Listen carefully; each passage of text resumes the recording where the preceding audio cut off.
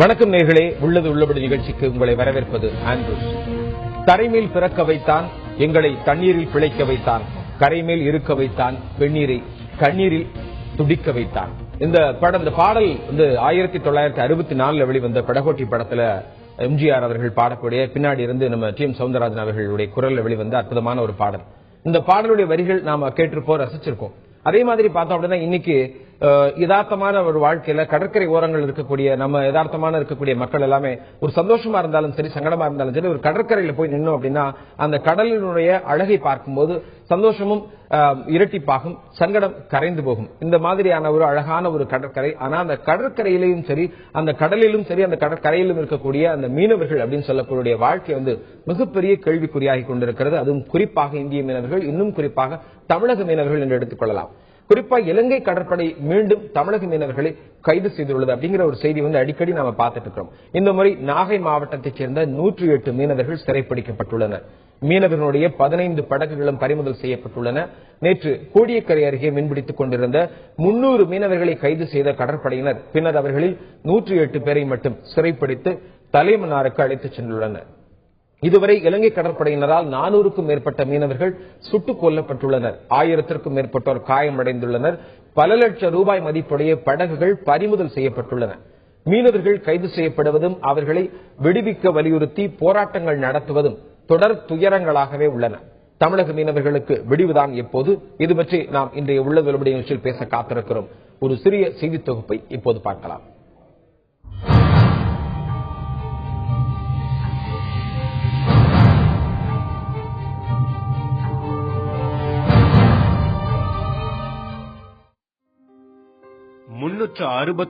பேர் சுட்டுக் கொலை, 90 பேர் மாயம், ஊனமானவர்கள் 200 பேர், படுகாயமடைந்தவர்களின் எண்ணிக்கையோ ஆயிரக்கணக்கில்.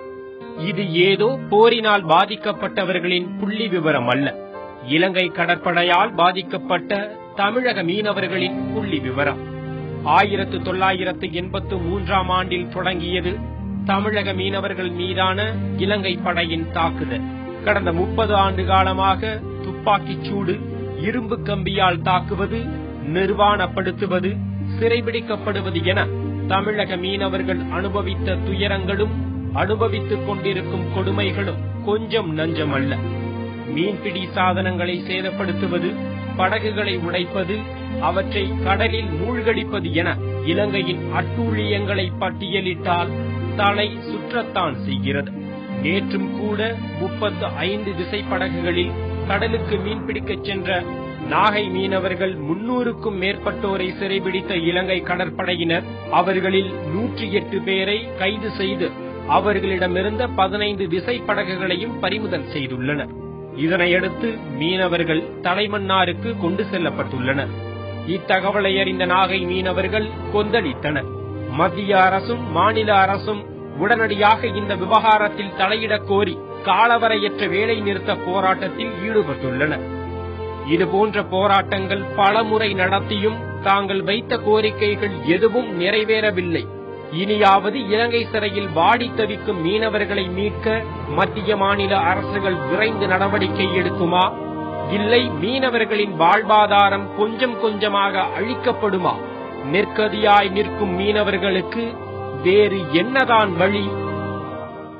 400 பேருக்கு மேல் சுட்டுக் கொலை, 90 பேருக்கு மேல் மாயம், ஊனமானவர்கள் 200 பேர், காயமடைந்தவர்கள் 1000 பேர். இப்படி மீனவர்களுடைய நிலை படுமோசமாக கொண்டிருக்கிறது. அவருடைய வாழ்க்கை கேள்விக்குறியாகி கொண்டிருக்கிறது. இது பற்றி நாம் இன்றைய உள்ளது உள்ளபடி நிகழ்ச்சி நாம் பேச காத்திருக்கிறோம். இதற்காக அரங்கத்தில் தன்னுடைய கருத்துக்களை பதிவு செய்வதற்காக தேசிய மீனவர் பேரவையினுடைய தலைவர் திரு இளங்கோ அவர்கள் நம்மோடு இணைந்திருக்கிறார். வணக்கம் சார். வணக்கம். இப்போ இது 1983 இருந்து இந்த பிரச்சனை கடந்த ஒரு 30 ஆண்டுகளாக தொடர்ந்த வண்ணம் இருக்கிறது. இதுல பாத்தீங்கன்னா இதனுடைய பிரச்சனையினுடைய அந்த வீரியம், அந்த தாக்குதல், இதெல்லாம் பாத்தீங்கன்னா நாளுக்கு நாள் அதிகமாகிக் கொண்டே போகிறதை தவிர குறைந்த பாடில்லை.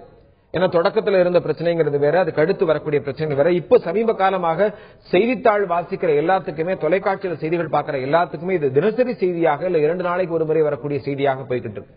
இதை பத்தி நீங்க ஒரு தேசிய மீனவர் பேரவையுடைய தலைவராக என்ன சொல்ல நினைக்கிறீங்க? உங்களுடைய கருத்து? இலங்கைக்கும் தமிழகத்துக்கும் இடைப்பட்ட கடல் பகுதியில் மீனவர்கள் 2 பகுதி மீனவர்களும் தொடர்ந்து ஆண்டாண்டு காலமாக பல தலைமுறைகளாக மீன்பிடித்துக் கொண்டிருக்கிறார்கள். அப்போதெல்லாம் பிரச்சனை எப்பொழுதும் ஏற்பட்டதில்லை.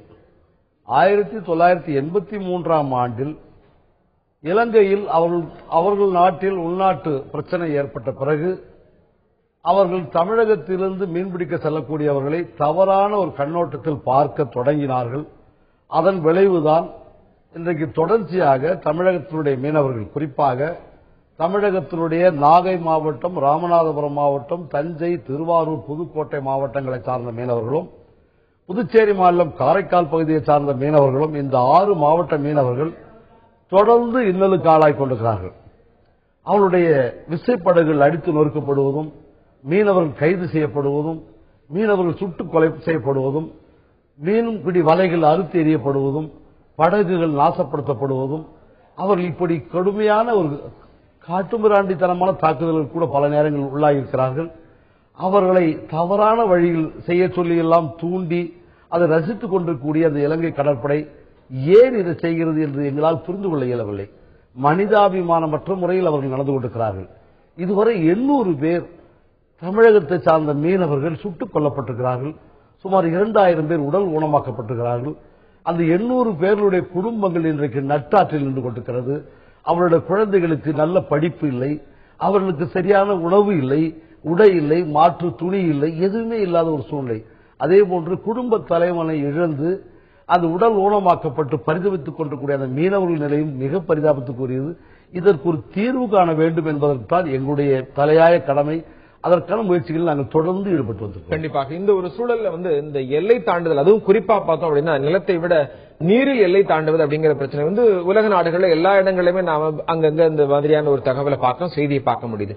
இந்த மாதிரியான ஒரு சூழல்ல வழக்கமா இது மாதிரி எல்லை தாண்டும் போது என்ன செய்வாங்க அப்படின்னா அவங்க பிடித்து வைத்துக்கிறாங்க. சிறைப்பிடிப்பது வழக்கம். அந்த சிறைப்பிடிக்கிறதுல ஏதோ வான்மணி அனுப்புறதுக்கான வாய்ப்பு இருக்கும், இல்ல சின்ன சின்ன தண்டனைகள் வழங்குவது, அடுத்து அது போல தவறுகள் செய்யக்கூடாது அப்படிங்கறத வலியுறுத்துற விதமா அந்த மாதிரி தண்டனை நிகழ்வது வழக்கம். ஆனா இந்த ஒரு சூழலை இப்ப நாம இங்க இலங்கை அரசுக்கும் தமிழக மீனவர்களுக்கும் நடக்கக்கூடிய அந்த விஷயங்கள், அதாவது இலங்கை கடற்படை தமிழக மீனவர்களுக்கு இருக்கக்கூடிய பிரச்சனை பார்த்தோம்னா அவங்களுடைய படகுகளை சேதப்படுத்துவது, அவருடைய வலைகளை அறுத்தெறிவது, படகுகளை இன்னும் சொல்ல போனா அந்த இன்ஜின்ல மணல் அள்ளி போடுவது, இது போன்ற அவங்களுடைய சொத்துக்களையும் அவங்களுடைய மனதளவு அவர்களை பாதிப்பு ஏற்படுத்தும் விதமாக ஒரு தாக்குதல் தொடர்ந்த வண்ணம் இருக்கிறது. இன்னும் சொல்ல போனா இரும்பு கம்பியால் அடிப்பது முதற்கொண்டு செய்திகள் வருகிறது. அங்க பாதிக்கப்பட்டவங்க சொல்றாங்க.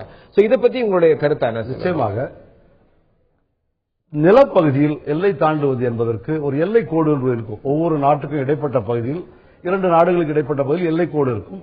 அந்த எல்லை கோடுவதை தாண்டக்கூடாது என்பதற்கு காவல், கண்காணிப்பு எல்லாம் இருக்கும். ஆனால் கடல் பகுதியில் எல்லை கோடு என்பது இல்லை. அந்த எல்லையை காக்கக்கூடியவர்களே மீனவர்கள் தான். இந்திய நாட்டினுடைய எல்லையை 3 பகுதியில் காவல் காக்கக்கூடிய அரணாக திகழ்பவர்கள் மீனவர்கள் தான். அவர்கள் வேண்டும் என்று எல்லையை தாண்டி வேறு எங்கும் சென்று எதையும் செய்துவிட வேண்டும் என்ற நோக்கத்தோடு செல்பவர்கள் அல்ல என்பது உண்மை, யதார்த்தமான உண்மை. ஆனால் கடலில் மீன்பிடிக்க செல்லும் பொழுது அந்த கடல் நீரோட்டம் காரணமாக, காற்று காரணமாக அவர்கள் எல்லையை தாண்டி செல்வது இயற்கையான ஒன்று. இது உலகம் முழுக்க நிகழ்ந்து கொண்டிருக்கிற ஒரு நிகழ்வு. இன்னும் சொல்ல போனால் பல நாடுகளில் இப்படிப்பட்ட எல்லை தாண்டி மீன்பிடிக்க செல்லும் பொழுது அவர்களை எச்சரித்து அனுப்புவதும், அல்லது சில நேரங்களில் கைது செய்து அவர்களை மனிதாபிமானத்தோடு நடத்தி அவர்களை திரும்ப அனுப்புவதும் நடந்து கொண்டிருக்கிறது. இன்னும் சில நாடுகள் குறிப்பாக தொடர்ந்து பேசலாம். உங்களுடைய கருத்து நம்ம ஏற்கனவே சொன்னது போல கட்டிய மனைவி தொட்டில் பிள்ளை உறவை கொடுத்தவர் அங்கே, அலைக்கடல் மேலே அலையாய் அலைந்து உயிரை கொடுப்பவர் இங்கே. அப்படிப்பட்ட அந்த பாடல் வரிகளுக்கு சொந்தக்காரரான மீனவர்களுடைய நிலை கேள்விக்குறியாகி கொண்டிருக்கிறது. அவர்களுடைய வாழ்க்கை எந்த அளவில் போய்கொண்டிருக்கிறது என்பது பற்றி பேசிக் கொண்டிருக்கிறோம். தொடர்ந்து களத்திலிருந்து நேரடி தகவல்களோடு அங்குள்ள மீனவர்கள் படும் வேதனையை, அவர்களுடைய கஷ்டங்களை நேரடியாக சொல்வதற்காக செய்தியாளர்களாம் காத்திருக்கிறார்கள். நாகை பகுதி மீனவர்கள் 108 பேரை படகுகளுடன் இலங்கை கடற்படை சிறைப்பிடித்துச் சென்றுள்ளது. இது ஒரு தொடர்கதையாக நிகழ்ந்து கொண்டிருக்கிறது. இந்த பிரச்சனைக்கு முற்றுப்புள்ளியா, தீர்வு என்ன என்பது பற்றி நாம் பேசிக் கொண்டிருக்கிறோம். அரங்கத்தில் தன்னுடைய கருத்துக்களை பதிவு செய்து கொண்டிருக்கிறார் தேசிய மீனவர் பேரவையினுடைய தலைவர் இளங்கோ. களத்திலிருந்து நேரடியாக நமது செய்தியாளர் ஸ்ரீதர் நம்மோடு இணைந்திருக்கிறார். அங்கு இருக்கக்கூடிய மீனவர்களுடைய வாழ்க்கை, அவர்களுடைய பிரச்சனைகளை பற்றி நேரடியாக சொல்வதற்காக இருக்கிறார். ஸ்ரீதர் நாம கேட்கிறேன். ஸ்ரீதர் சொல்லுங்க, இப்ப சமீபத்தில் குறிப்பா நேற்று 108 மீனவர்கள், நாகை மீனவர்களை சிறைப்பிடித்திருக்கிறாங்க. இன்றும் காலையில 20 மீனவர், புதுக்கோட்டை மீனவர்கள், ஜெகதாப்பட்டினம் மீனவர்கள் சிறைப்பிடித்திருக்கிறாங்க. இப்போ அங்க இருக்கக்கூடிய நிலவரம் என்ன? அங்க உங்களை சுத்தி நிறைய மக்கள் இருக்கிறாங்க. அவங்களுடைய வேதனையாக, கருத்தாக என்ன சொல்ல நினைக்கிறார்கள், அதை பதிவு பண்ணுங்க.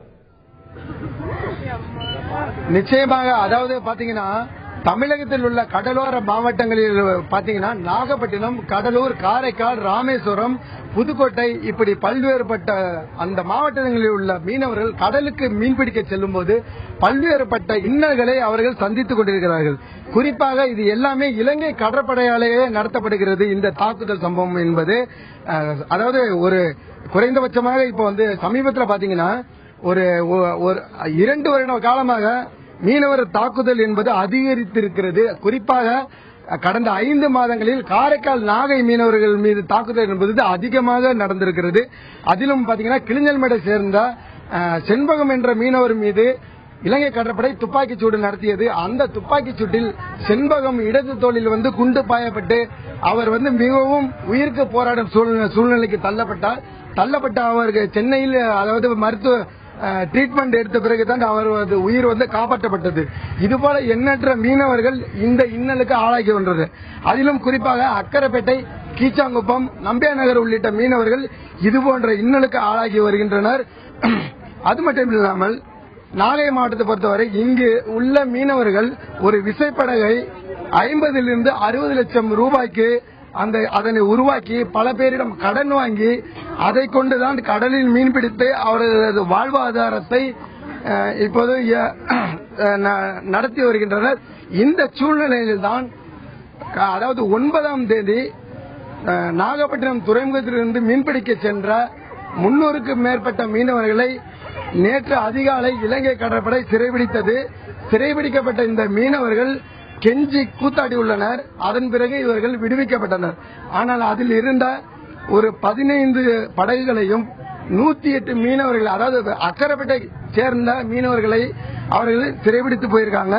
இவர்கள் தற்போது திரிகோணமலை கடற்படை முகாமில் தங்க வைக்கப்பட்டிருக்காங்க. இன்னும் திரிகோணமலை நீதிமன்றத்துக்கு கொண்டு வரப்படவில்லை.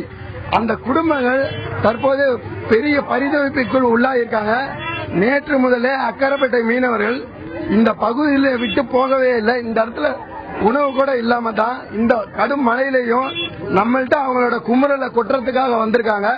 இது போன்ற எண்ணற்ற பிரச்சனைகள் நாகப்பட்டினம் மாவட்டத்தில் அதிகமாக இருக்கிறது. குறிப்பாக அதாவது இந்த மீனவர்கள் இந்த மீன் பிடித்து கரை திரும்பினால் மட்டும்தான் இவர்களது வாழ்வாதாரத்தை மேம்படுத்த முடியும். அன்றாட உணவையே அவர்கள் சமைத்து சாப்பிடும் அளவுக்கு அவரோட நிலை இன்று மோசமான ஒரு நிலைக்கு உள்ளது. எனவே இங்குள்ள மீனவர்களின் துயரை துடைக்க வேண்டும் என்றுதான்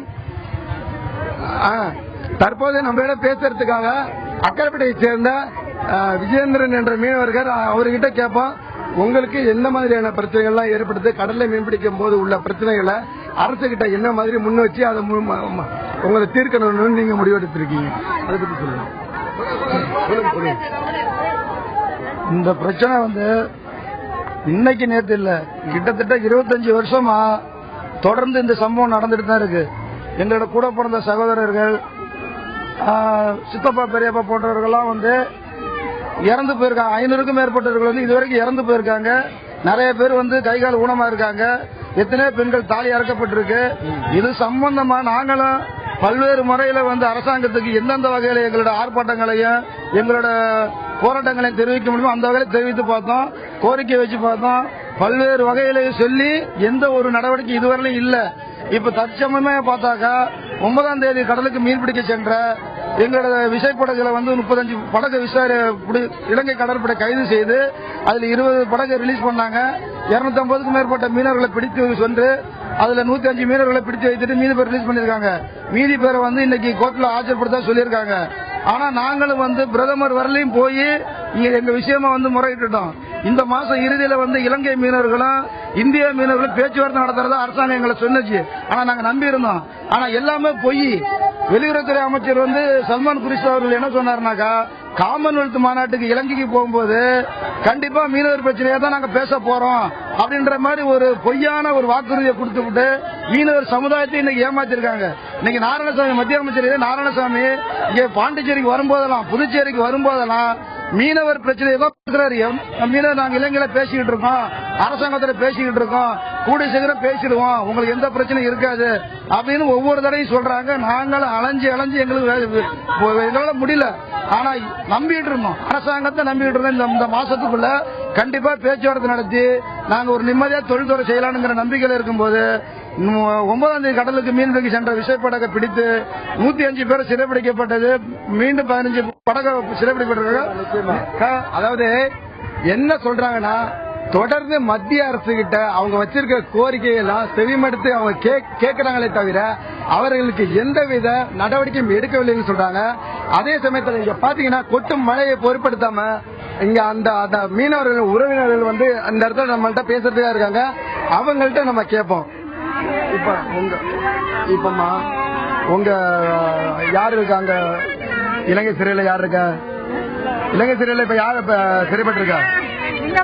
உங்க பையன் 2 பேர் போயிருக்காங்க. உங்க பையன் இப்ப அங்க இருக்காங்க. உங்க மனநிலை இப்ப எப்படி இருக்கு? அரசு கிட்ட என்ன சொல்ல விரும்புறீங்க அதை சொல்லுங்க. என் பையனை நீதி போட்ட நீதி விடணும். நாங்க அப்படின்னா கடல்ல இறங்கிடுவோம். நாங்க எல்லாரும் செத்துடுவோம் குடும்பத்தோட. அந்த போட்டை வச்சு 5 வீட்டு குடும்பம் வாழ்றோம் நாங்க. ஏன்னா கடன் வாங்கிருக்கிறேன். எல்லாமே கடன் தான். ஒரு ரூபாயோட எந்த காசு இல்ல. எல்லாமே கடன் தான். கடன்காரங்க என்ன சாவடிச்சுவாங்க. என் பிள்ளைங்களும் செத்துடும். நானும் செத்துடுவேன். என் புருஷன 5 பிள்ளைங்களும் இறந்துடுவான். தண்ணில இறங்கிடுவான். எங்களுக்கு வேற வழி தெரியல. எங்களை பாட்டு மீட்டி விடுங்க. சீக்கிரம் எங்களுக்கு ஒரு நல்ல செய்தி வரணும். சீக்கிரம் மீட்டி வரணும். எங்களால முடியாது. நிச்சயமா இப்ப ஒரு பெண்மணி குழந்தையோட இருக்காங்க. அவங்கள்ட்ட கேட்போம். உங்களோட கருத்தை பதிவு பண்ணுங்கம்மா.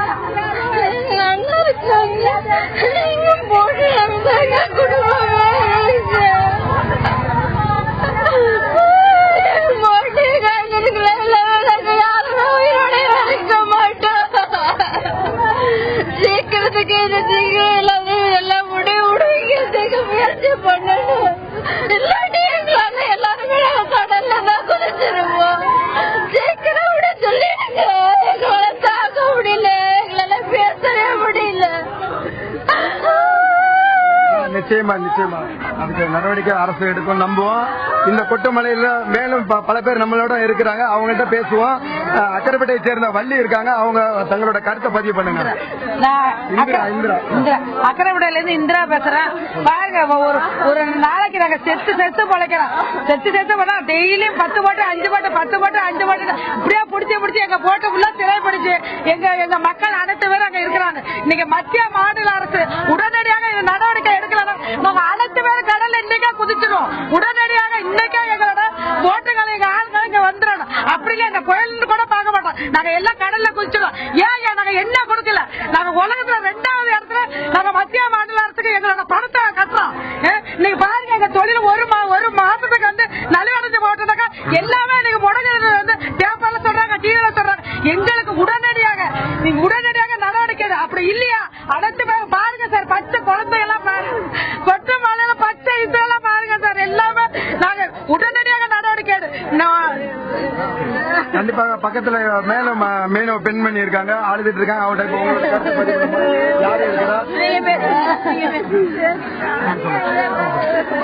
மத்திய மாநில அரசுக்கு என் பிள்ளைய போட்டெல்லாம் போய் பாட்டி கிடக்குறாங்க. கடை வாங்கி சேர்த்தெல்லாம் போச்சு. குடும்பமே போச்சு. எங்க குடும்பமே ஒண்ணுமே கிடையாது. எல்லாரும் அழிச்சு போச்சு. ஒரு சொத்து தான் இருந்துச்சு. மக்கள் எல்லாம் எல்லாத்தையும் சொத்தோட அனுப்புறாங்க. இருப்போம் இல்லன்னா கடல்ல விழுவிடுவோம். குடும்பமே போச்சு. ரசம் குடிச்சா செத்துடுவோம். இருக்க மாட்டோம். கும்பிட்டு காட்டுறாங்க. மத்திய அரசு மாநில அரசு தயவு செய்து அனுப்பி வச்சுட சொல்லுங்க. தயவு செய்து அனுப்பி வச்சுட சொல்லுங்க. நாங்க எல்லாரும் நம்பிதான் இருக்கிறோம். எங்களுக்கு ரொம்ப முக்கியம். எங்களுக்கு எப்படியாவது அனுப்பணும். எல்லா சொத்தையும் அனுப்பி வைக்க சொல்லுங்க. எல்லா மக்களையும் திருப்பி அனுப்பி வைக்க சொல்லுங்க. இல்லன்னா கடல்ல இறங்கிடுவா. மீனவ சமுதாயமே அழிச்சு போயிடு. மீனவ சமுதாயம் போட்ட ஆளெல்லாம் எல்லாரும் அரசு. இப்ப மேலும் சில மீனவ பெண்கள் இருக்காங்க. அவங்கள்ட்ட கேட்போம். உங்க குடும்பத்துல எத்தனை பேர் மீன் பிடிக்க போயிருக்காங்க? உங்க குடும்பத்துல யாரா இருக்காங்க? உங்களோட வாழ்வாதாரம் இப்ப எப்படி இருக்கு? உங்க சூழ்நிலை என்ன? அதை சொல்லுங்க. சரியில்லை. நாங்க பணம் வாங்கி சொத்து தேடணும். அதை உழைச்சி கொடுக்க முடியாம நாங்க இப்பதான் 9ஆம் தேதி போட்டு வந்துட்டு போனாங்க. ஓனர் வளைச்சு பிடிச்சிட்டாங்க. வலை கூட வைக்கல. ஓனர் வளைச்சு பிடிச்சிட்டாங்க. நாங்க இப்ப என்ன பண்ண போறோம்னா, நாங்க மண்ணனை ஊத்தி கொளுத்திய போறோம். உயிர் வச்சு வாழ மாட்டோம். எங்களுக்கு கூடிய சீக்கிரம் மீட்டு தரணும். கூடிய சீக்கிரம் எங்களுக்கு மீட்டு தரணும். இல்லைனாங்க நாங்க கொளுத்தி எடுத்து செத்துருவோம். குடும்பமே செத்துருவோம். எங்க அனைத்து குடும்பமும் செத்துருவோம். நாங்க யாரும் இருக்க மாட்டோம். எத்தனை போட்டு பிடிச்சாங்களோ அனைத்து போட்டோம் சீக்கிரமா மீட்டு தரணும். எங்க மீனவரும் அனைத்து பேரும் வரணும். இல்லைன்னா நாங்க பொம்பளைங்க வாழவும் முடியாது. பிள்ளைங்களை வச்சுக்கலாம்.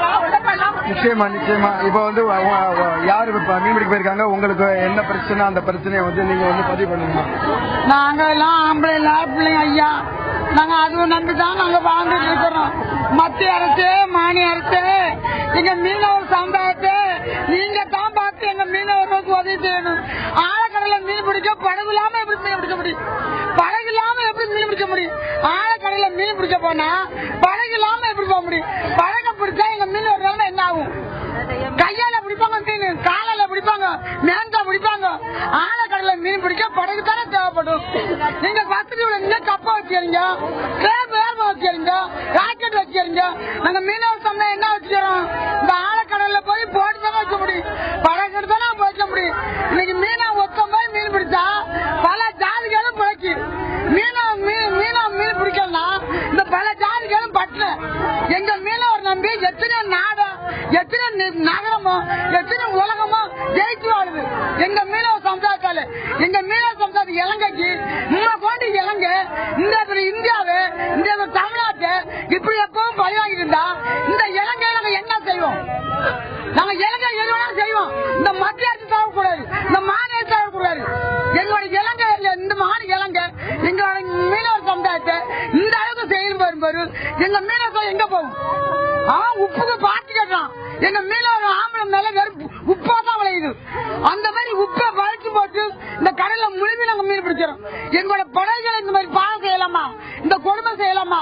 படகு இல்லாம எப்படி பழைக்க முடியும்? படகு இல்லாம எப்படி பழைக்க முடியும்? நாங்க எங்க போய் பழைக்கிறது? நாங்க கரிய நாங்க மேலும் கரிய மேலும் நண்டா நாங்க கரிய மேல் இறச்சிக்கிறதுக்கு கடல்ல மேல தானே எங்களோட நிலைமை. காத்துக்கிட்டு இருக்கு. உங்களுக்கு உண்டான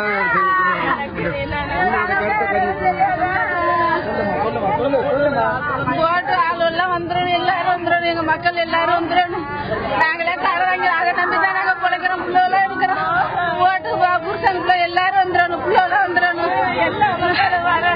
எல்லாரும் கடல போட்டு எல்லாம் விட்டு எல்லா மக்களும் வந்துடணும். எங்களுக்கு அது போதும்.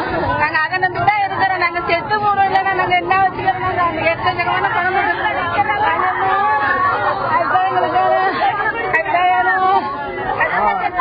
நிச்சயமாக. அதாவது இங்க உள்ள மீனவ பெண்கள் கண்ணீரும் கம்பளையமாக மத்திய அரசுக்கு அவரோட கோரிக்கையை ரொம்ப தாழ்ந்த முறையில் வைத்துக் கொண்டிருக்கிறார்கள்.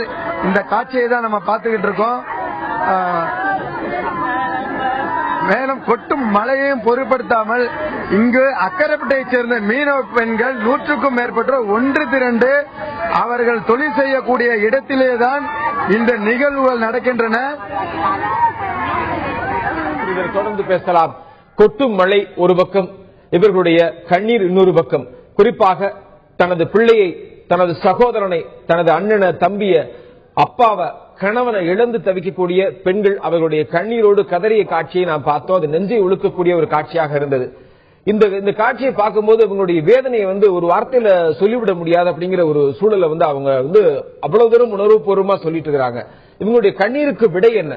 உங்களுடைய கண்ணீருக்கு தீர்வு என்ன? ஏன்னா இது ஒரு நாள் 2 நாள் பிரச்சனை கிடையாது. இந்த மாதிரியான ஒரு வேதனையோட இவ்வளவு பெரிய பிரச்சனைகளை அவங்க ஒவ்வொரு நாளும் சந்திச்சுட்டு இருக்காங்க. அவங்களுடைய பிரச்சனை இது ஒரு தொடர்கதையாக கொண்டிருக்கிற பிரச்சனை. பிரச்சனையுடைய உச்சகட்டத்துக்கு செல்லும் அளவுக்கு அவர்கள் துணிந்து விட்டார்கள். இதுல 2 விஷயம் பார்த்தோம். ஒண்ணு, அவங்களுடைய வேதனையை வெளிப்படுத்தினாங்க.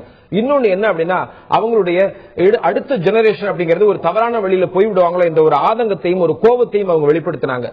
இந்த பிரச்சனைகளை நாம் பார்த்துக் கொண்டிருக்கிறோம். நம்மோடு பேசிக் கொண்டிருக்கிறார் தேசிய மீனவர் பேரவையினுடைய தலைவர் இளங்கோ அவர்கள். களத்தில் சேலத்திலிருந்து ஸ்ரீதர் நம்மோடு நேரடியாக அந்த மீனவர்களுடைய பிரச்சனையை, வேதனையை கண்ணீரோடு பகிர்ந்து கொண்டிருக்கிறார்கள். அது ஒரு புறம் இருக்க, இந்த வேதனைக்கு பின்னாடி ஒரு மிகப்பெரிய ஒரு வலி இருக்கிறது சார். அவருடைய வார்த்தைகள், அவருடைய பேசின அந்த அழுத அந்த கண்ணீர்ல வந்து மிகப்பெரிய ஒரு வலி இருக்கிறது. ஏன்னா இது ஒரு நாள் 2 நாள் இல்ல, ஒரு நமக்கு தெரிஞ்சவங்க ஒருத்தர் 2 பேர் இல்ல, தொடர்ந்து இது போன்ற ஒரு 400 பேருக்கு மேல சுட்டுக் கொல்லப்பட்டிருக்கிறார்கள். பல பேர் காயமடைந்திருக்கிறார்கள், ஊனமடைந்திருக்கிறார்கள், நிர்கதியற்றிருக்கிறார்கள். அவருடைய சொத்து, படகு எல்லாமே பறிபோய் கொண்டிருக்கிறது என்ற ஒரு வேதனையை ஆதங்கத்தோடு கண்ணீரோடு தெரிவித்திருக்கிறார்கள். இதை நீங்க வந்து ஒரு தேசிய மீனவ பேரவையுடைய தலைவரா நீங்க எப்படி பாக்குறீங்க? இன்னொன்னு என்னன்னா, அவங்க பேசுறதுல ஒரு கோபம் தெரிஞ்சது. அதாவது இன்னைக்கு வந்து பாத்தீங்க அப்படின்னா, டாக்டர் படிக்கிறவங்க அவங்களுடைய பிள்ளைங்களை வந்து டாக்டர் ஆக்குறாங்க, இன்ஜினியர் படிக்கிறவங்க வந்து அவங்க பிள்ளைங்களை இன்ஜினியர் ஆக்குறாங்க. இன்ஜினியர்ஸும் டாக்டர்ஸும் மற்ற துறைகள் இருக்கிறவங்க வளர்ந்துட்டே வர்றாங்க, அவங்களுடைய வாரிசு உருவாக்கி. பட் இந்த மீனவர்கள் பாத்தீங்க அப்படின்னா இவ்வளவு பிரச்சனைகள், ஏற்கனவே இயற்கை சிற்றங்கள் நிறைய இருக்கு, இப்ப கூட மாதி புயல் இருக்கு. இந்த ஒரு சூழலையும் இவங்க வந்து இந்த மாதிரியான பிரச்சனைகளை மீன்பிடிக்க போறது 100 நாள். அப்ப அடுத்த ஜெனரேஷன் மீனவர்கள் வராத ஒரு நிலை இருக்கிறது, ஒரு கேள்விக்குறி இருக்கிறது. இந்த பிரச்சனைகள் மத்தியில் இவங்க பேசும்போது ஒரு ஆதங்கமான ஒரு வார்த்தை சொன்னாங்க. அவங்க, நாங்க இலங்கை அரசை என்ன போய் பண்றது, மத்திய அரசு, மாநில அரசு எங்களால் எங்களுக்கு எதுவுமே நிரந்தர தீர்வு காண மாட்டேங்கிறாங்க, நாங்க போய் என்ன பண்ண போறோம் அப்படின்னு ஒரு ஆதங்கமா, கோபமா பேசுறாங்க. இது அடுத்த ஜெனரேஷனை பாதிக்குமா அப்படிங்கிற மாதிரியான ஒரு கேள்வி இருக்கு. இதை நீங்க எப்படி பாக்குறீங்க? உண்மை. இப்பொழுது நாம் பார்த்தோம், அந்த மீனவ பெண்களுடைய கண்ணீரும் கதறலையும் பார்த்தோம். இந்த கண்ணீருக்கும் கதறலுக்கும் கண்டிப்பாக விடை சொல்ல வேண்டிய பொறுப்பு மத்திய மாநில அரசுகளுக்கு இருக்கிறது. ஆனால் மத்திய மாநில அரசுகள் அதை சரியான முறையில் கடமை ஆற்றுகிறார்களா என்று பார்த்தால் நிச்சயமாக இல்லை என்றுதான் சொல்ல வேண்டும். தங்களுடைய நாட்டினுடைய குடிமக்கள் தினசரி வேற்று நாட்டு அரசாங்கத்தால் தாக்கப்படுகிறார்கள், கொலை செய்யப்படுகிறார்கள். அவர்களுக்கு உரிய நடவடிக்கை எதுவும் இல்லை என்பதால் அந்த ஆத்திரம் அவர்களிடம் கிளம்புகிறது. அந்த ஆத்திரத்தினுடைய விளைவு அவர்கள் இன்றைக்கு மிக கொடூரமான செயல்களை கண்டித்து பல்வேறு வகையான ஆவேசப்படுகிறார்கள். ஒரு கட்டத்தில் அந்த மாவட்ட மீனவர்கள் ஒன்று கூடி நாங்கள் இலங்கைக்கு குடியேற செல்கிறோம் என்று சொல்லக்கூடிய அளவிற்கு பிரச்சனைகளை எடுத்து சென்றார்கள். ஏனென்றால் இந்த நாட்டில், தன்னுடைய சொந்த நாட்டிலேயே அவர்கள் அகதிகளாக வாழக்கூடிய ஒரு சூழ்நிலை தான் இருந்து கொண்டிருக்கிறது என்று கருதுகிறார்கள். அங்கே கடலில் மீன் வளம் குறைந்து கொண்டிருக்கிறது.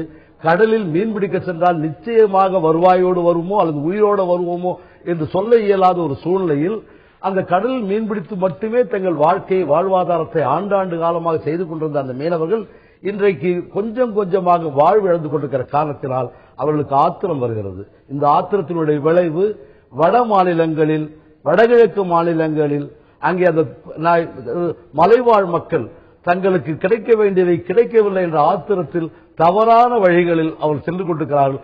அப்படிப்பட்ட தவறான வழிக்கு சென்று விடுவார்களோ என்ற அச்சம் கூட என்னை போன்ற இந்த சமுதாயத்தை சேர்ந்தவர்கள் இருந்து கொண்டிருக்கிறது. ஏனென்றால் நான் அடுத்த சிந்தனை, அடுத்த தலைமுறை மீனவ சமுதாயத்தை பற்றி சிந்திக்கக்கூடிய காரணத்தினால் அவர்கள் படித்து முன்னேறுவார்களா, படித்து முன்னேறுவதற்கான வாய்ப்புகளை அரசாங்கம் ஏற்படுத்தி கொடுத்திருக்கிறதா, அந்த வாய்ப்புகள் இல்லாமலே கொஞ்சம் கொஞ்சமாக படித்து முன்னேறுகின்ற காரணத்தினால் அங்கே மீன்பிடி தொழிலை எதிர்காலத்தில் செய்ய இயலாத சூழ்நிலை ஏற்பட்டுவிடும்.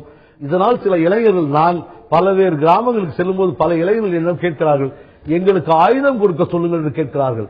அரசாங்கமே எங்களுக்கு துப்பாக்கி வைத்துக் கொள்ள அனுமதி தர வேண்டும் என்று கேட்கிறார்கள். அப்படிப்பட்ட சிந்தனைகள் எல்லாம் சென்று கொண்டிருக்கிற காரணத்தினால் எதிர்கால சந்ததி வேறு தவறான பாதைக்கு, அங்கே வட மாநிலங்கள் சில பகுதியில் இருக்கக்கூடிய அந்த சிந்தனைகள் எல்லாம் இங்கு வந்துவிடக் கூடாது என்ற அச்சம் எங்களுக்கு இருக்கிறது. கண்டிப்பாக இது போன்ற ஒரு நிகழ்வு நிகழ்ந்துவிடக் கூடாது. அடுத்த ஜெனரேஷன், அடுத்த தலைமுறையினர் நல்வழி பாதையில் செல்ல வேண்டும், மீனவ சமுதாயம் வாழ வேண்டும் என்ற ஒரு நிகழ்ச்சி என்ற ஒரு கருத்து நான் பேசிக் கொண்டிருக்கிறோம். இந்த ஒரு சூழல்ல இப்ப இத்தனை மீனவர்கள் சமீபத்தில் நாகையில் நேற்று 108 மீனவர்கள் பிடிபட்டாங்க. ஆனா இன்னைக்கு காலையில நம்ம புதுக்கோட்டையை சேர்ந்த ஜெகதாப்பட்டினம் மீனவர்கள் 20 பேர் சிறைப்பிடிக்கப்பட்டிருக்கிறார்கள். அது பற்றி நமது புதுக்கோட்டை செய்தியாளர் சுந்தர் சொல்லுகிறார். அந்த சொல்லக்கூடிய தகவலை நாம் பார்க்கலாம்.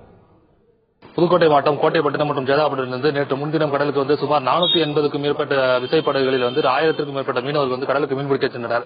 இதுல இந்நிலையில ஜெகதாப்பட்டினம் மீனவர்கள் நம்ம இந்திய கடல் எல்லைக்குள் இன்று அதிகாலை மீன்பிடித்துக் கொண்டிருக்கும் போது அங்கு இலங்கை கடற்படையினர் அவர்களை அடித்து விரட்டியுள்ளனர். மேலும் ஒரு 8 படகுகளை சென்ற 30 மீனவர்களை அவர்கள் தற்போது சிறைபிடித்து இலங்கைக்கு கொண்டு சென்றுள்ளனர். காங்கேசன் துறைமுகத்தில் அவர்களை வைத்து விசாரணை செய்து வருகின்றனர். இன்று மதியம் அல்லது இன்று மாலைக்குள் அவர்கள் நீதிமன்றத்தில் ஆஜர்படுத்தி சிறையில் அடைக்கப்படுவார்கள் எதிர்பார்க்கப்படுகிறது. இந்த சம்பவம் புதுக்கோட்டை மாவட்டத்து மீனவர்கள் மத்தியில் பெரும் கொந்தளிப்பை ஏற்படுத்தியுள்ளது. ஏற்கனவே புதுக்கோட்டை மாவட்டத்திலிருந்து கடலுக்கு மீன்பிடிக்க சென்ற 34 மீனவர்கள் மற்றும் 18 படகுகள் இலங்கை சிறையில் உள்ள நிலையில் தற்போது மேலும் 30 மீனவர்கள் சிறைபிடிக்கப்பட்ட சம்பவம் புதுக்கோட்டை மாவட்ட மீனவர்களிடையே பெரும் கொந்தளிப்பையும் அதிர்ச்சியையும் ஏற்படுத்தியுள்ளது. தொடர்ந்து நாகப்பட்டினத்தில் இருக்கக்கூடிய நமது செய்தியாளர் ஸ்ரீதர் நம்மோடு இணைந்திருக்கிறார். அவர்கிட்ட கேட்கலாம். அங்க இருக்கக்கூடிய மீனவர்கள், குறிப்பா அந்த மீனவ குடும்பத்தைச் சேர்ந்த பெண்கள், அவங்க கதறி எழுத காட்சியை நம்ம பார்த்தோம். அவங்களுடைய வேதனையை வெளிப்படுத்தினாங்க. ஸ்ரீதர், இந்த ஒரு தருணத்துல அங்க உள்ள இருக்கக்கூடிய தலைவர்கள், அங்க வேற யாரும் தலைவர்கள் இருக்காங்களா, இல்ல இன்னும் இந்த பிரச்சனையில பாதிக்கப்பட்டவங்க யாரும் இருக்கிறாங்களா, அவங்களுடைய கருத்தாக என்ன பதிவு செய்ய நினைக்கிறாங்க, அதை சொல்லுங்க. நிச்சயமா ஆண்ட்ரோஸ், அதாவது மீனவர்களை இலங்கை சிறையில் தவிக்க விட்டு இங்கு வந்து அந்த மீனவர்கள் வந்து தவிப்பும் அவர்கள் கண்ணீர் கம்பளையும் நிக்கிற காட்சியை நம்ம பார்த்துட்டு இருக்கோம். அதே சமயத்தில் மீனவர்கள் படும் இன்னல்கள் குறித்து நம்மள்கிட்ட பேசுறதுக்காக அக்கரைப்பட்டை சேர்ந்த திரு காசிநாதன் இருக்காரு. அவர்கிட்ட நம்ம கேட்போம். ஆண்ட்ரோஸ், இப்ப குறிப்பா உங்களுக்கு ஏற்படுற பிரச்சனை, என்னென்ன பிரச்சனையை நீங்க சந்திக்கிறீங்க, இதையெல்லாம் தடுத்து நீங்க சுமூகமா கடல்ல மீன்பிடிக்க நீங்க என்ன செய்யணும்னு அரசுகிட்ட நீங்க எதிர்பார்க்கறீங்க, அத சொல்லுங்க. என் பேர் எஸ் காசிநாதன், அக்கரைப்பட்டை மீனவர். பல வருட காலமாக இலங்கை ராணுவத்தினால பல இன்னலுக்கு ஆளாகி உயிர்களை இழந்து, எங்களுடைய பொருள்களை இழந்து, இது போல பல உயிர்களை இழந்து நாங்க இயற்கையோட போராடி நாங்க வாழ்ந்துகிட்டு இருக்கிறோம். இப்படி உள்ள காலகட்டத்தில் சுனாமிக்கு பிறகு பல லோன்களை கொடுத்து எங்களை போட்டு தொழில் செய்ய, ஆழ்கடல் தொழில் செய்ய சொன்னாங்க. அவங்க சொன்னது போல நாங்களும் ஆழ்கடல் தொழில் செஞ்சு கொண்டிருக்கிறோம். இலங்கை ராணுவம் நம்மள இந்தியாவை ஒரு பெருசா நினைக்காமலே அது பல இன்னலை கொடுத்து தொல்லையை கொடுக்கறாங்க. இதுக்கு மத்திய கவர்மெண்டும் இலங்கைக்கு சாதகமாக தான் இருக்காங்களே தவிர தமிழக மீனவர்களுக்கு சாதகமா இல்ல. ஏன்னாக்கா அவங்க மாற்றாந்தாய் பிள்ளை போல இந்த தமிழக மீனவர்களை பாக்குறாங்க. இப்படி பார்க்கும்போது தமிழகத்தில் உள்ள மத்திய அமைச்சரவையில் உள்ள அமைச்சர்கள்லாம் உடனடியாக இந்த போட்டுகளை விடுவிக்க மத்திய கவர்மெண்ட்டை வற்புறுத்தி உடனடியாக விட சொல்ல வேண்டும். அப்படி விடாத பட்சத்தில் மத்திய அமைச்சர்கள்லாம், தமிழகத்தை சேர்ந்த மத்திய அமைச்சர்கள்லாம் உடனே ராஜினாமா செய்ய வேண்டும். அப்படி ராஜினாமா செஞ்சாதான் இந்த தமிழகத்தில் உள்ள அமைச்சர்கள்லாம் தமிழக மக்களுக்காக வாழ்றாங்க நினைக்க வேண்டும். இல்லாவிட்டால் தன்னோட சுயநலத்துக்காகவும் பதவிக்காக தான் வாழ்றாங்க மக்கள், தமிழக மீனவர் மக்கள் நினைப்பாங்க. அப்படி அதனால இருக்கும்போது தமிழகத்தில் உள்ள மத்திய அமைச்சர் அவர்கள் உடனடியாக அவர்களை வந்து இந்த பிரச்சனையை வந்து மத்தியில கொண்டு போய் பேச வேண்டும். பேசி முடிச்சு எவ்வளவு சீக்கிரமாக அங்க உள்ள போட்டுகளையும் தமிழக மீனவர்கள் மக்களையும் பல துயரங்கள்லாம் பார்க்கும்போது இந்த கண்ணீரே வந்து அவங்களை கலங்கும். இப்படி எல்லாம் அவங்க பற்றி இருந்தா தமிழக மீனவர் மேல அவங்க உடனடியாக ரிலீஸ் பண்ண வேண்டும் போட்டுகளை. இது மட்டும் இல்லாம வெளிநாட்டுல போய் வட மாநிலத்தில் உள்ளவங்க ஒரு சில நபருக்கு கூட அங்க பாதிப்பு ஏற்பட்டா மத்திய கவர்மெண்ட் என்ன செய்யுதுன்னா உடனடியாக தீர்வு காணுது. உடனடியாக அந்த நாட்டோட பேச்சுவார்த்தை நடத்தி அவங்களுக்கு தீர்வு காணு அந்த பிரச்சனை சால்வ் பண்ணுது. ஆனால் பல வருட காலங்கமாக இலங்கைக்கு இந்தியா மீனவர்களுக்கும் உள்ள பிரச்சனைய மத்திய அரசு இது சம்பந்தமாக எந்த நடவடிக்கையும் எடுக்கவில்லை. நிச்சயமா இப்ப உங்களோட கருத்தை சொல்லுங்க. உங்களுக்கு என்ன பிரச்சனை? யாரு வந்து மீன்பிடிக்க போய் இப்ப சிறையில இருக்காங்க? எங்க போட்டு போயிருக்கோம், கடனை வாங்கி நாங்க போட்டு வாங்கி மத்திய கவர்மெண்ட் மாநில அரசு இந்த மாதிரி செய்யறாங்க. நாங்க கடல்ல போய் தான் மீன் பிடிச்சினாங்க. எங்களுக்கு வேற என்ன பழப்பு இருக்கு? எங்க போட்டு எங்க ஆளுங்களை எல்லாம் மீட்டு வந்துடணும். எங்களால ஒண்ணுமே செய்ய முடியாது. நாங்க பிள்ளைங்க எல்லாம் அழைச்சிட்டு சாவறது தவிர எங்களுக்கு வேற வழியே இல்லை. நாங்க என்ன பண்ண முடியும்? நாங்க என்ன உங்களோட கருத்தை பாதிப்பு? பிள்ளையா 4 பிள்ளை 5 பிள்ளை போயிருக்கோப்பா, போட்டு போயிடுச்சுப்பா. நாங்க என்ன நாங்க மீனவர் தானப்பா, மீனவர் சமுதாயத்துல நாங்க மீனை பிடிச்சதானப்பா நாங்க வருமானம் பண்ணி செய்யணும். ஒரு வழி இல்லாம இப்படி தடைக்கு தடை பிடிச்சு போட்டு போனா என் பொண்ணோட போட்டு வர பிடிச்சு போட்டு வச்சிருக்காரு. வீட்டுலப்பா 6 மாசம் அந்த படி பிடிச்சிட்டு போட்டாரு.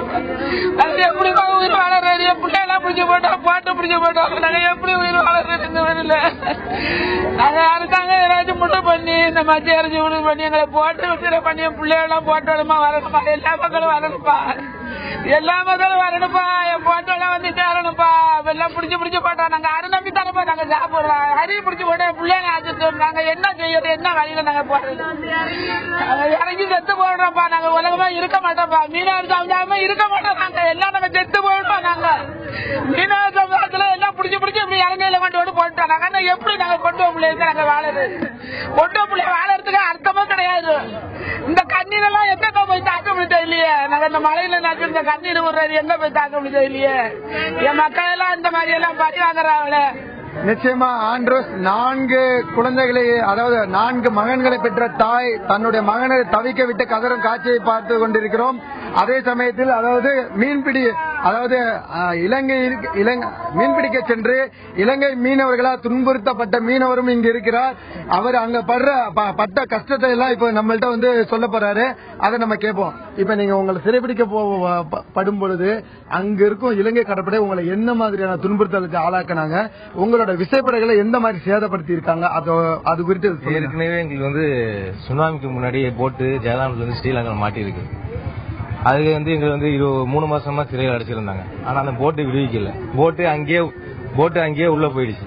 அதுக்கப்புறம் கவர்மெண்ட்ல இருந்து மானியம் வந்து ஒரு 16 லட்சம் ரூபாய் கொடுத்தாங்க. அதுக்கப்புறம் இப்போ ஒரு 40 லட்சம் ரூபாய் போட்டு கடனிடம் வாங்கி நாங்க போட்டு கட்டி போட்டு தொழிலுக்கு அனுப்பியிருக்கோம். தொழில் அனுப்பி கிட்டத்தட்ட ஒரு 6 மாசம் தான் வந்து போட்டு தொழிலுக்கு போய் தொழிலுக்கு எடுத்து புதுசா போட்டு இறக்கி 6 மாசம் தான் ஆகுது. ஆனா போன கடல்ல போட்டு எங்க அண்ணன், எங்க தம்பி, எங்க மாமா எல்லாருமே ஒரே போட்ல போயிருக்காங்க.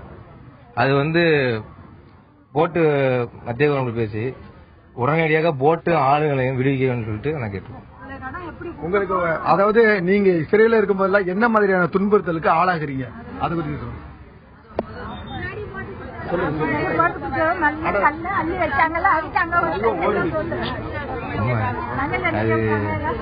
சரி ஆண்ட்ரஸ், இப்ப வந்து மீனவர்கள் வந்து தொடர்ந்து அவர்களது படகுகள் பறிக்கப்படுவதும் அவர்களது தளவாட பொருட்கள் அழிக்கப்படுவதுமா இருக்குதுன்னு சொல்லியிருக்காங்க. அதே சமயத்துல இவர்களது குடும்பத்தில் உள்ள அனைத்து உறுப்பினர்களும் அந்த மீனவர்களும் அங்க சிறைப்பட்டிருக்கிறதா அக்கரைப்பட்டை சேர்ந்த மீனவர் தெரிவிச்சிருக்காரு. ஆண்ட்ரஸ், தொடர்ந்து பேசலாம். ஸ்ரீதர், உங்களுடைய கருத்தாக குறிப்பாக அங்க இருக்கக்கூடிய மீனவர்கள், பாதிக்கப்பட்ட தாய்மார்கள் அவர்களுடைய கண்ணீரோடு, அவர்களுடைய வேதனையோடு அவர்களுடைய வாழ்க்கை நிலையை சொல்லியிருக்கிறார்கள்.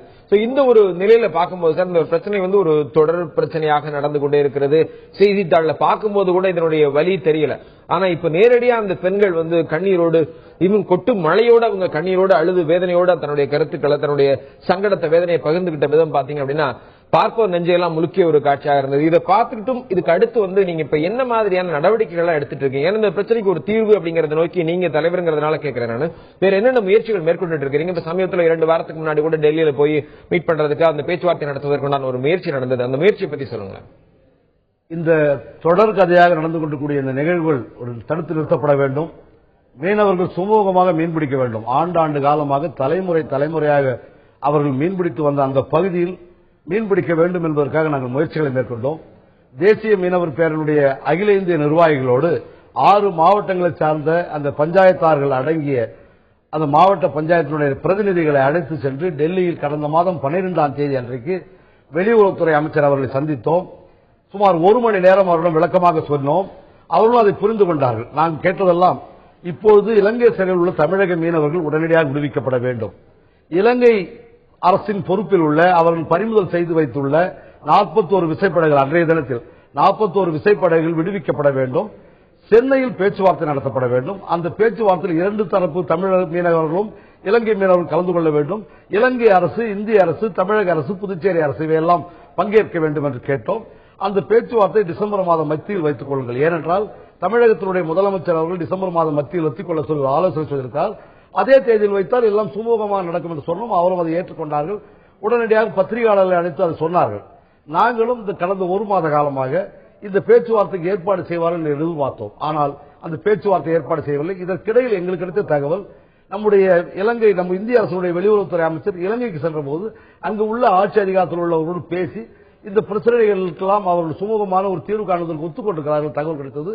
இதனால் நாங்கள் நேற்றைய முன்தினம் தொடர்ந்து முயற்சி கொண்ட போது எங்களுக்கு சொன்னார்கள், அங்கே கோத்தபய ராஜபக்சே இங்கே இந்தியாவுக்கு வந்திருந்தார் கடந்த வாரம். அப்போது மிக முக்கியமான ஒரு கருத்தாக இந்த தமிழக புதுச்சேரி மீனவர் பிரச்சனை வைத்து பேசினோம். அந்த பேச்சுவார்த்தையின் போது வெளியுறவுத்துறை அமைச்சர் பேசிய போது அவர்கள் உடனடியாக மீனவர்களை விடுவிப்பதற்கு ஒப்புக்கொண்டிருக்கிறார்கள். மீன்பிடி விசைப்படகுகள் பேச்சுவார்த்தை சமயத்தில் விடுவிப்பதாக சொன்னார்கள். ஆனால் நாங்கள் அதை வற்புறுத்தி உடனடியாக அந்த விசைப்படகுகள் விடுவிக்க வேண்டும், அந்த விசைப்படகுகளுக்கு வீணாய் கொண்டிருக்கிறது என்று சொன்னோம். அவர்களும் அதை அங்கு இலங்கைக்கு சென்று உயர்மட்டத்தில் பேசி விடுவிப்பதாக ஒப்புக்கொண்டிருக்கிறார்கள். பேச்சுவார்த்தை இலங்கையில் வைக்க வேண்டும் என்று அவர்கள் ஆலோசனை சொன்னார்கள். நாங்கள் சென்னையில் தான் வைக்க வேண்டும் என்று வற்புறுத்தினோம். சென்னையில் பேச்சுவார்த்தை வைப்பதற்கும் கோத்தபய ராஜபக்சே ஒத்துக்கொண்டிருக்கிறார். ஆகவே இப்போது சென்னையில் பேச்சுவார்த்தை வைக்கப்பட வேண்டியதுதான். அதற்கு இலங்கை அரசும் இந்திய அரசும் தயாராக இருக்கிறது. தமிழகத்தினுடைய மீனவர்கள் தயாராக இருக்கிறார்கள், இலங்கை மீனவர்கள் தயாராக இருக்கிறார்கள். தமிழக அமைச்சர், தமிழக அரசு அதற்கான தேதி இடம் போன்றவற்றை சொல்ல வேண்டும் என்று நாங்கள் எதிர்பார்த்துக் கொண்டிருக்கிறோம் சொன்னார்கள். நான் அவரிடம் கேட்டபோது பிரதமருக்கு எழுதக்கூடிய கடிதம், தமிழக முதலமைச்சர் எழுதக்கூடிய கடிதத்துக்கு எதுவும் பதில் சொல்லுவதே இல்லை என்று அவர் குற்றம் சாட்டியிருக்கிறார் என்று கேட்டபோது இல்லை இல்லை என்று எங்களுக்கு தகவல் அறியும் சட்டத்தின் கீழ் எங்களுக்கு தகவல்கள் அளித்தார். அந்த தகவலின்படி இந்திய பிரதமர் மன்மோகன் சிங் அவர்கள் தமிழக முதலமைச்சர்களுக்கு தேதி குறிப்பிட்டு டிசம்பர் மாதம் மத்தியில் நீங்கள் சொன்னபடி தேதி இடம் போன்றவற்றை குறிப்பிடுங்கள் என்று கடிதம் எழுதியிருக்க எங்களுக்கு அந்த நகல் இருக்கிறது. அதே போன்று வெளியுறவுத்துறை, இந்திய அரசின் வெளியுறவுத்துறை செயலாளர் தமிழகத்தினுடைய தலைமைச் செயலாளர் திருமதி ஷீலா பாஸ்கர் அவர்களுக்கு, பாலகிருஷ்ணன் அவர்களுக்கு கடிதம் எழுதி இதே போன்று தேதி கேட்டிருக்கிறார்கள்.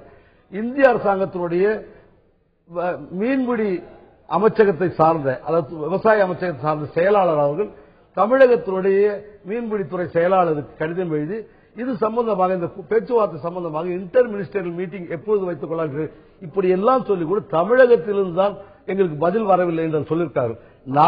நாங்கள் கேட்டுக்கொள்ளலாம், இந்த அப்பாவி மீனவர்கள் இன்றைக்கு உயிருக்கு தினம் தினம் தினம் செத்து மடிந்து கொண்டிருக்கிறார்கள். அவருடைய வாழ்க்கையோடு விளையாடாதீர்கள். இந்த ரெண்டு அரசையும் கேட்டுக்கொள்கிறோம், அவருடைய வாழ்க்கையோடு விளையாடாதார்கள், உடனடியாக ஒரு தீர்வு காணுங்கள். இன்னும் ஒரு படி போய் நான் கேட்பதெல்லாம், தமிழக அரசு அப்படி தேதி வைக்க முன்வரவில்லை என்றால் மத்திய அரசு டெல்லியிலேயே அந்த பேச்சுவார்த்தை நடத்த வேண்டும். இலங்கை அரசோடும் இந்திய அரசும் தமிழக அரசு பிரதிநிதிகளை அழைத்து, புதுச்சேரி அரசு பிரதிநிதிகளை அழைத்து, மீனவர்களை அழைத்து டெல்லியிலாவது அந்த பேச்சுவார்த்தை நடத்துங்கள். எங்களுக்கு பிரச்சனை தீர வேண்டும், உடனடியாக பேசலாம். கண்ணீரோடு பேசிய அந்த பெண்களின் கண்ணீருக்கு விடை வேண்டும் என்ற குறித்து நாம் இந்த உள்ளதல் நிகழ்ச்சியில் பேசிக் கொண்டிருக்கிறோம். முடிவுக்கு வருமா மீனவர் பிரச்சனை என்பது குறித்து பேசிக் கொண்டிருக்கிறோம். பெண்கள், குறிப்பாக பாதிக்கப்பட்ட பெண்கள், அவருடைய கணவரையோ தந்தையோ பிள்ளையோ இழந்து அந்த கடலில் போன மீனவர்கள் இன்னும் திரும்பவில்லை, சிறையிலோ பாதிக்கப்பட்டிருக்கக்கூடிய அந்த மீனவருடைய பெண்கள், அவங்க குடும்பத்தை சார்ந்த பெண்கள் கண்ணீரோடு கதறிய காட்சியை நாம் பார்த்தோம். இது ஒரு தொடர்கதையாக நடந்து வருகிற ஒரு பிரச்சனையாக இருக்கிறது. இந்த பிரச்சனைக்கு ஒரு முற்றுப்புள்ளி தான் என்ன, இந்த பிரச்சனைக்கு ஒரு தீர்வு தான் என்ன என்பது குறித்து பேசிக் கொண்டிருக்கிறோம். நம்மோட அரங்கத்தில் வந்து பேசிக் கொண்டிருக்கிறார் தேசிய மீனவர் பேரவையுடைய தலைவர் இளங்கோ. உங்ககிட்ட கேட்க வேண்டிய கேள்வி, இதுக்கு நீங்க இந்த அமைப்பில இருந்து பேச்சுவார்த்தை நடத்துறீங்க, மத்திய அரசு மாநில அரசு முயற்சி பண்ணணும் அப்படிங்கிறது ஒரு பக்கம் இருந்தாலும் இலங்கை எல்லாருமே தயாரா இருக்கிறாங்க, அதே மாதிரி டிசம்பர் மிட்ல இந்த பேச்சுவார்த்தை நடத்தணும் அப்படிங்கிற ஒரு பேச்சுவார்த்தை அந்த கருத்தெல்லாம் சொன்னீங்க. இதுக்கு உங்களுடைய தரப்புல இருந்து இந்த கண்ணீருக்கான விடை என்ன, இந்த கண்ணீருக்கான தீர்வு என்ன, ஒரு முற்றுப்புள்ளி என்ன அப்படிங்கறத நான் கேட்கிறேன். மிகச்சரியான ஒரு கேள்வி. இந்த தீர்வை தான் நாங்கள் தொடர்ந்து மத்திய அரசிடம் தெரிவித்துக் கொண்டிருக்கிறோம். ஒரு உதாரணத்துக்கு இப்போது டிசம்பர் மாதம் மத்தி ஆகிவிட்ட காரணத்தால் டிசம்பர் மாதம் இறுதிக்குள்ளாக பேச்சுவார்த்தை நடத்தப்பட வேண்டும், ஒரு சுமூக தீர்வு காணப்பட வேண்டும் ஒரு பக்கம். இன்னொரு பக்கம், பல்வேறு உலக நாடுகளில் 2 நாடுகளுக்கு இடைப்பட்ட அல்லது 3 நாடுகளுக்கு இடைப்பட்ட பகுதிகளில் மீன்பிடிக்கும் போது பிரச்சனைகள் ஏற்படுவது சகஜம், எல்லை தாண்டுவது இயற்கை. அப்படியெல்லாம் இருக்கும்போது கொரியா, ஜப்பான் போன்ற நாடுகளில், அந்த பகுதியிலும் ரஷ்யா போன்ற பகுதிகளிலும் அந்த 3 நாடுகளோ 2 நாடுகளும் இடைப்பட்ட பகுதியில் மீன்பிடிப்புகளை பிரச்சனைகள் ஏற்பட தீர்ப்பதற்காக அங்கு அவர்கள் அதற்கான ஒரு ஆணையம் அல்லது கமிஷன் போன்றவற்றை உருவாக்கியிருக்கிறார்கள், அத்தாரிட்டி. அதேபோல் நாங்கள் எங்களுடைய கோரிக்கை தொடர்ந்து இந்த கோரிக்கை வைத்துக் கொண்டிருக்கிறோம். பிரதமரிடம் அந்த கோரிக்கை வைத்திருக்கோம், அவரும் அதை பரிசீலிப்பதாக சொல்லியிருக்கார். என்னன்னா, Indo Sri Lankan marine disputes redressal authority, அது போன்ற ஒரு அமைப்பை ஏற்படுத்தி அதில் இலங்கை அரசுடைய பிரதிநிதிகள், இந்திய அரசுடைய பிரதிநிதிகள், மீனவ பிரதிநிதிகள் அடங்கி அந்த ஒரு ஆணையம் செயல்படுமானால் இந்த அன்றாட பிரச்சனை அன்றன்று தீர்த்து வைக்க முடியும். அதன் மூலமாக துப்பாக்கி சூடு, அடித்தல், துன்புறுத்துதல் இதெல்லாம் இருக்க முடியாது. ஒன்று. இரண்டாவதாக, மீன் அதிகமாக கிடைக்கின்ற பகுதிக்கு செல்லக்கூடிய மீனவர்கள், அது கடல் சீற்றத்தினாலோ கடலுடைய தன்மையினாலோ செல்லக்கூடிய மீனவர்கள் பிரச்சனை தீர்ப்பு வைப்பதற்கு இந்த பகுதிக்கு செல்லக்கூடிய மீனவர்கள் ஒரு பகுதியினர் விரும்பக்கூடியவர்களை ஆழ்கடல் பகுதிக்கு திருப்பி அனுப்பக்கூடிய ஒரு சூழ்நிலை, ஒரு ஆலோசனையை நாங்கள் பிரதமரிடம் முன்வைத்திருக்கிறோம், அரசாங்கத்திடம் தொடர்ந்து வைத்துக் கொடுக்கிறோம். இப்போது நேரடியாக சொன்ன ஏற்றுக் கொடுக்கிறோம். என்னன்னா, ஒரு 50 லட்சம் ரூபாய் பெருமானம் உள்ள விசைப்படகுகளை இப்போது யாரெல்லாம் விசைப்படகு வைத்திருக்க அதை விரிவுபடுத்துவதற்கான பண உதவியை மத்திய அரசு தர வேண்டும். அதில் ஒரு பகுதி, சரிபாதி பகுதி மானியமாகவும், மீதி சரிபாதி பகுதி குறைந்த வட்டிக்கு அரசுடைமையாக்கப்பட்ட வங்கிகள் மூலமாக விவசாயிகளுக்கு தரப்படுவது போன்று 6% ஆண்டுக்கு 6% வட்டியில் கடனாக கொடுத்தால் அவர் ஆழ்கடலுக்கு மீன்பிடிக்க செல்வார்கள். அப்படி ஆழ்கடலுக்கு மீன்பிடிக்க செல்லக்கூடிய அந்த மீனவர்களுக்கு இன்று கன்னியாகுமரி மாவட்டம், தூத்தூர் மாவட்டம் சார்ந்த மீனவர்கள் போன்று ஆழ்கடல் சென்று மீன்பிடிப்பதற்கான ஒரு பயிற்சியை, ஒரு 15 நாள் 1 மாத கால பயிற்சியை அளித்து அவர்கள் அனுப்பி வைக்கலாம். ஒன்று. அந்த ஆழ்கடலில் இன்றைய தினம் மீன் வளம் மிக அதிகமாக இருந்து கொண்டிருக்கிறது. வெளிநாட்டு கப்பல்களுக்கு இந்திய அரசு LOP, லெட்டர் ஆஃப் பெர்மிட் என்று ஒன்றை கொடுத்து அவர்கள் அந்த மீன்களை பிடித்து வெளிநாட்டுக்கு எடுத்திருக்கிறார்கள். ஆனால் நம்முடைய மீனவர்களுக்கு அந்த ஆழ்கடலுக்கு அனுப்பினால் டியூனா போன்ற மீன்கள் அல்லது அரிய வகை மீன்கள் வளமாக இருக்கக்கூடிய அந்த கடல் பகுதியில் சென்று எடுத்து வருவார்கள். அவருடைய வாழ்க்கையும் உயரும், வாழ்வாதாரம் உயரும், அந்நிய செலாவணியும் உயரும் முடியும். இந்த ஒரு நிலையில அங்கே களத்திலிருந்து நமது செய்தியாளர் ஸ்ரீதர், அங்க இருக்கக்கூடிய பெண்கள் எல்லாம் அழுகையினுடைய உச்சக்கட்டத்தில், வேதனுடைய உச்சக்கட்டத்திற்கு சென்றிருக்கிறார்கள். அவற்றை நம்ம கேட்கலாம். ஸ்ரீதர், அங்க இருக்கக்கூடிய நிலை என்ன? இப்போ அங்க நாம கண்கூடா பாக்குறோம், நிறைய பேர் பெண்கள் வந்து அழுது புலம்பிக்கிட்டு இருக்காங்க. அவங்க கிட்ட கேளுங்க, அவங்களுடைய வேதனைகளை இன்னும் பதிவு பண்ணுங்க. நிச்சயமா ஆண்ட்ரூஸ், அதாவது பாத்தீங்கன்னா கடந்த 2 தினங்களாக இந்த செய்தி கேட்ட அக்கரைப்பட்டையை சேர்ந்த மீனவர்களும் மீனவ பெண்களும் அதாவது உணவு கூட உண்ணாமல் இதே இடத்தில் இருந்து தங்களோட மீனவர்களை விடுவிக்க வேண்டும் என்றே தான் அவர்கள் முழு கோரிக்கையும் வைத்துக் கொண்டிருக்கிறார்கள். தற்போது இந்த கொட்டும் மழையும் பொருட்படுத்தாமல் அவர்கள் நிற்க முடியாத சூழ்நிலைக்கு தள்ளப்பட்டிருக்காங்க. ஏன்னா அவர்களெல்லாம் 2 தினங்களாக உணவு இல்லாமல் இருப்பதனாலே அவர்கள் மயக்க நிலைக்கும் தள்ளப்பட்டிருக்கிறார்கள். அதன் காட்சியை தான் நாம் பார்த்துக் கொண்டு இருக்கிறோம். அவர்கள் தங்களோட உறவுகளை உடனடியாக விடுவிக்க வேண்டும் என்பதுதான் அவங்களோட முக்கியமான கோரிக்கையாக இருக்கிறது. அதே போல 3 தினங்களுக்கு முன் கடலுக்கு மீன்பிடிக்க சென்று பல லட்சம் ரூபாய் மதிப்புள்ள பொருட்களை இழந்து தவிக்கும் ஒரு அக்கரைப்பட்டை சேர்ந்த மீனவர் மாணிக்கமுத்து இருக்கார். அவரிடம் கேட்போம், நீங்க கடலுக்கு ஏற்கனவே 3 நாளைக்கு முன்னாடி போனோம்னு சொன்னீங்க, உங்களுக்கு அந்த கடல்ல என்ன மாதிரியான பிரச்சனை ஏற்பட்டுச்சு, உங்களை இலங்கை கடற்படை என்ன மாதிரி அச்சுறுத்தலை ஏற்படுத்தினாங்க, அதை பதிவு பண்ணுங்க. இந்திய கடல் எல்லைக்குள் அத்துமீறி நுழைகின்ற சிங்கள கடற்படையினர் கண்மூடித்தனமாக எங்களை தாக்குகின்றனர். உருட்டு கட்டை எடுத்து அடிக்கிறாங்க, பைப் எடுத்து அடிக்கிறாங்க, கையெல்லாம் கட்டி வச்சு, போட்ல 2 கையையும் கட்டி வச்சு 4 பேர் 5 பேர் சேர்ந்து எங்களை அடிக்கிறாங்க. எங்களால தாங்க முடிய மாட்டேங்குது. நாங்க கஷ்டப்பட்டு மீன் பிடிக்கிறோம். நாங்க என்ன அங்க கொள்ளையடிக்க போறோம்? மீன் பிடிக்கிற எங்களை இப்படி எல்லாம் தாக்குறாங்க. வலைகளை எல்லாம் அறுத்து தண்ணியில போட்டுறாங்க. எங்களை எல்லாரையும் தூக்கி கடல்ல தூக்கி போட்டுறாங்க. நாங்க ரொம்ப கஷ்டப்பட்டு நீஞ்சிதான் வந்து போட்டை பிடிச்சி உயிருக்கு போராடி ஏறோம். அதுலயும் ஒரு சில பேர் இறந்துடுறோம். ரொம்ப மோசமா எங்களை தாக்குறாங்க. ஆபாச வார்த்தைகளால பேசுறாங்க. தமிழர்களை ரொம்ப அசிங்கமான வார்த்தைகளை கொச்சப்படுத்துறாங்க. இந்திய அரசாங்கம், மத்திய அரசாங்கம் மற்றும் மாநில அரசாங்கமும் இதுக்காக செவி சாய்க்கிற மாதிரி ஒன்னும் தெரியல. நடவடிக்கை எடுக்கிறோம் பேச்சுவார்த்தை நடத்துறோம் தான் சொல்றாங்களே தவிர ஒரு நடவடிக்கையும் காணோம். பேச்சுவார்த்தைக்கு திகதி குறிச்சிருக்கிறாங்க.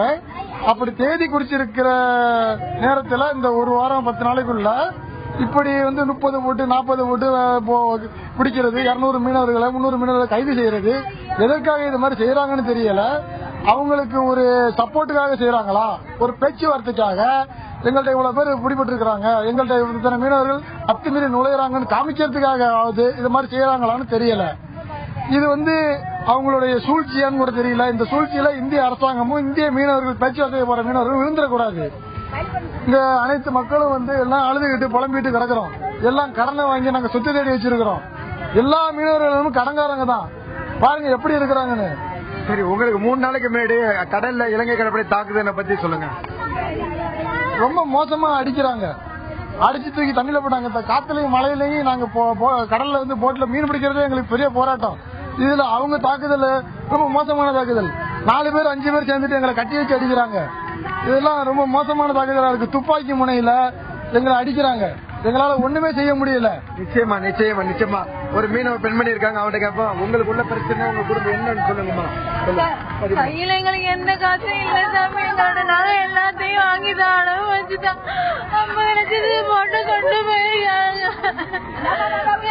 அப்பா எங்க எங்காலும் கேட்ட வந்து பாக்குது. நாங்க சாப்பிடாதனால எனக்கு பாடு இல்ல. என் பிள்ளைய பசியோட கழுதுதான். பேச்சுவார்த்தை நடத்துறேன்னாக்கா எங்களுக்கு இனிமேல் அழுக தெம்பு தைரியம் எதுவும் இல்லை சாமி.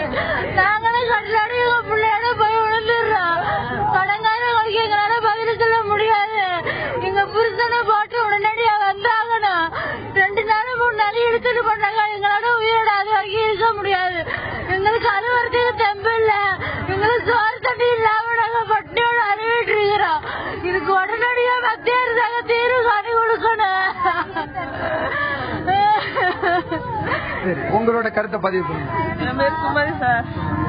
எங்க ஆளுங்களையும் படகுகளையும் உடனே விடிக்கணும். நாங்க இதை நம்பி கடல் நம்பி நாங்க வந்து பிள்ளைங்களை படிக்க வச்சோம். எங்களால ஒண்ணும் பண்ண முடியாது. அந்த பிள்ளைங்களை நிப்பாடி நாங்க எல்லாம் கடல்ல தான் சாகணும். உயிரோட நாங்க இருக்கிறதே தெரியல. இதை நம்பி தான் நாங்க கடலே தான் எங்களுக்கு நிச்சயமா ஆண்ட்ரூஸ் அவங்க என்ன சொல்லியிருக்காங்கன்னா, தங்களுடைய நகைகளை அடகு வைத்து கடன் வாங்கி 50-60 லட்சத்திற்கு அனுப்பி வைத்த படகும் அவர்களுடைய உறவுகளும் அங்க சிறைப்பட்டிருக்கிறது. இதனால் தாங்கள் பெரிய கடன்காரனாக தள்ளப்பட்டிருக்கிறதாக கண்ணீர் கம்பளையமா சொல்லியிருக்காங்க. அது மட்டும் இல்லாத சிறு குழந்தைகளை வச்சிருக்கவங்க அவர்களை எப்படி படிக்க வைக்க முடியும் என ஒரு கேள்வியையும் எழுப்பி இருக்கிறார்கள். அன்று தொடர்ந்து பேசலாம் ஸ்ரீதர், தொடர்ந்து பேசலாம். அங்கே கண்ணீரோடு தன்னுடைய வேதனையை பதிவு செய்து கொண்டு இருக்கிற அந்த பெண்கள் மத்தியில இன்னைக்கு நாம இங்க நம்ம அரங்கத்துல பேசிட்டு இருக்கிற நம்ம இளங்கோ அவர்கிட்ட கேட்கிற கேள்வி என்னன்னா, சார் இப்போ இந்த நிகழ்ச்சியோட நாம இறுதிக்கு வந்துட்டாலும் இந்த பிரச்சனையுடைய இறுதிக்கு நாம இன்னும் வரல அப்படிங்கறதா இன்னைக்கு நாம நிதர்சனமான உண்மை. இந்த ஒரு சூழல்ல இது ஒரு இறுதி தீர்வா நீங்க என்ன சொல்ல நினைக்கிறீங்க? அதை சுருக்கமா பதிவு பண்ணுங்க. நிச்சயமாக மத்திய அரசும் மாநில அரசும் மீனவருடைய வாழ்வோடு விளையாடி கொண்டிருக்காமல் மிக மிக முக்கியமான ஒரு பிரச்சனையாக கருதி உடனடி தீர்வு காண வேண்டும். நாள் கணக்கில் மாத கணக்கில் இழுக்காமல் உடனடியாக தீர்வு காண வேண்டும். அனைவரும் விடுதலை செய்யப்பட வேண்டும். விசைப்படகுகள் விடுவிக்கப்பட வேண்டும். பேச்சுவார்த்தைக்கு தேதி வைக்கப்பட வேண்டும். அந்த பேச்சுவார்த்தை சுமூகமாக முடிவுற இந்த அரசுகள் ஒத்துழைக்க வேண்டும். அதற்கு பிறகு தொடர்ச்சியாக இந்த மீனவர்கள் ஆழ்கடலுக்கு அனுப்பி வைக்கப்படுவதற்கான முயற்சி எடுக்கப்பட வேண்டும். இது மட்டுமல்லாமல் 600 குடும்பங்கள் இன்றைக்கு நடுத்தருவில் நின்று கொண்டிருக்கின்றன. அவர்களுக்கு குழந்தைகளுக்கு கல்வி இல்லை, உணவு இல்லை, எதுவுமே இல்லாமல் இருக்கிறது. அந்த 600 குடும்பங்களுக்கு மறுவாழ்வுக்கு மத்திய அரசு உதவி செய்ய வேண்டும். ஊனமாக்கப்பட்ட இலங்கை கப்பல் படையால் ஊனமாக்கப்பட்ட 2000 குடும்பங்களுக்கும் மறுவாழ்வுக்கு நிரந்தரமாக ஒரு வருவாயை உதவித்தொகையை ஏற்படுத்தி தர வேண்டும். நன்றி. வெள்ளி நிலாவே விளக்காய் எரியும் கடல் தான் எங்கள் வீடு என்ற ஒரு வரிகள் நம்ம கண்ணு முன்னாடி வந்திருக்கோம். குறிப்பா அந்த கடல் தான் அவங்களுடைய வீடு. அந்த வீட்டுல அவங்களால வாழ முடியல. அவங்க வீட்டுக்கு போனவங்க, அந்த கடலுக்கு போனவங்க மீனவர்கள், குறிப்பா அவங்களுடைய ஆண்கள், அவங்களுடைய பெண்கள், பிள்ளைங்கள் இருக்கிறவங்க யாரு போனாலும் திரும்ப வரதில்லை அப்படிங்கிற கருத்தை வேதனையோடு அவங்க தெரிவிச்சிருக்கிறாங்க. இந்த ஒரு கண்ணீருக்கும் இந்த ஒரு வேதனைக்கும் இந்த வலிக்கும் மத்திய அரசும் மாநில அரசும் முயற்சிகளை மேற்கொண்டு இந்த பிரச்சனைக்கு ஒரு முற்றுப்புள்ளி வைக்க வேண்டும். இவர்களுக்கு ஒரு தீர்வு காண வேண்டும் என்பதே எல்லாருடைய கோரிக்கையாகவும் இருக்கிறது. இந்த நிகழ்ச்சியினுடைய கருத்தாகவும் அதுதான் இருக்கிறது. இந்த நிகழ்ச்சியில் கலந்து கொண்ட தேசிய மீனவர் பேரவையினுடைய தலைவர் இளங்கோ அவர்களுக்கும், களத்திலிருந்து அவர்களுடைய மீனவருடைய பிரச்சனையை பதிவு செய்த இந்த செய்தியாளர் ஸ்ரீதர் அவர்களுக்கும், புதுக்கோட்டை சுந்தர் அவர்களுக்கும் நன்றி தெரிவித்துக் கொண்டு, பார்த்த நேயர்களுக்கும் நன்றி தெரிவித்துக் கொண்டு மீண்டும் ஒரு உள்ளுதல் நிகழ்ச்சியில் சந்திப்போம். நன்றி, வணக்கம்.